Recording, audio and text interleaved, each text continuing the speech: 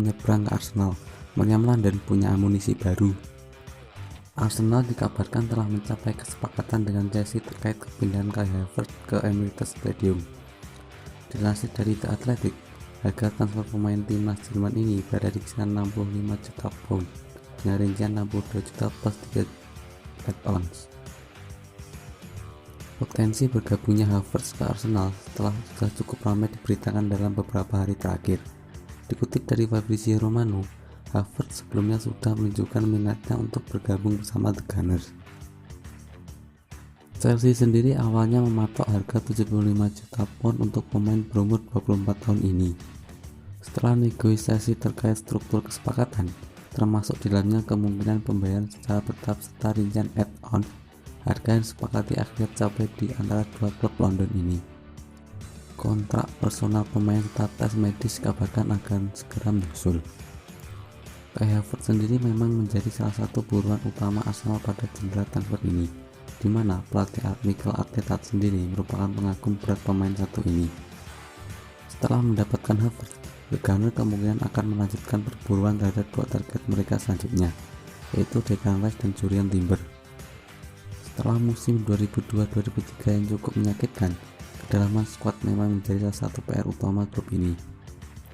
Arsenal musim lalu harus puas hanya finish sebagai runner-up setelah menghabiskan sebagian besar musim kompetisi di puncak klasemen.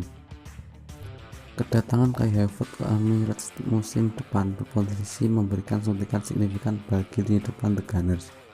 Meskipun pemain ini sering dianggap sebagai flop Chelsea, kemampuannya tetap tidak dapat dianggap sebelah mata. Menurut analisis The Athletic, Havertz saat ini masih tetap merupakan pemain berteknik tinggi dengan insting luar biasa dalam mencari ruang kosong untuk menerima umpan. Akun Optajo menyebut pemain kelahiran Aceh ini sebagai seorang invader, di mana ia melakukan jumlah pergerakan tanpa bola ke dalam kotak penalti lawan terbanyak kedua, di bawah Erling Haaland Premier League musim lalu. Selain itu, kemampuan pressing yang ia miliki disebut sebagai salah satu senjata utamanya. Saat masih membela Leverkusen, Havertz lebih dikenal sebagai pemain menyerang yang menempati posisi nomor 10 atau bermain di belakang striker, sehingga tidak mengherankan jika performa terbaiknya terutama saat berada di bawah asuhan Thomas Tuchel lebih sering terlihat saat bermain di posisi andalannya tersebut. Namun, sejak menurunnya performa dua penyerang Chelsea saat itu, Timo Werner dan Romelu Lukaku, Havertz akhirnya lebih sering ditempatkan di posisi nomor 9. Dari sini, performanya kemudian mengalami penurunan, di mana laporan statistik dari The Athletic memperlihatkan terjadinya penurunan signifikan dari sisi expected goal yang ikut berdampak pada tingkat kepercayaan diri sang pemain di depan gawang lawan.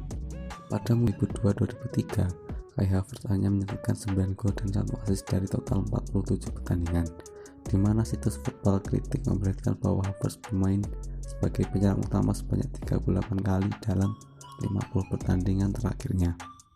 Alasan Havertz sangat sering ditempatkan di posisi tersebut tidak dapat dilepaskan dari krisis pemain nomor 9 yang dialami Chelsea dalam beberapa musim terakhir. Meskipun Havertz agaknya lebih cocok bermain sebagai nomor 10, bukan berarti ia sama sekali tidak bisa dipasang sebagai penyerang utama. Pemain ini sebenarnya juga memiliki atribut seorang striker. Tuchel sendiri menyebut Kai Havertz sebagai pemain hybrid di antara nomor 9 dan 10. Bersama Arsenal yang memiliki sosok Gabriel Jesus di posisi nomor 9, kemampuan Kai Havertz mungkin dapat kembali dimaksimalkan. Ia dapat bermain di posisi gelandang serang bersama Matt dalam skema menyerang 3-2-4-1 yang sering diterapkan guru Arteta Pep Guardiola di Manchester City musim lalu. Selain itu, Arteta juga tampaknya dapat sekali menempatkan Havertz di posisi nomor 9 sebagai false 9 jika Arsenal perlu melakukan rotasi pemain atau formasi. Hal tidak kalah penting lainnya yang perlu diingat ialah usia Kai Havertz yang baru menginjak 24 tahun, sehingga potensi perkembangan pemain satu ini tentu saja masih terbuka. Silahkan subscribe dan nyalakan lonceng notifikasinya. Terima kasih.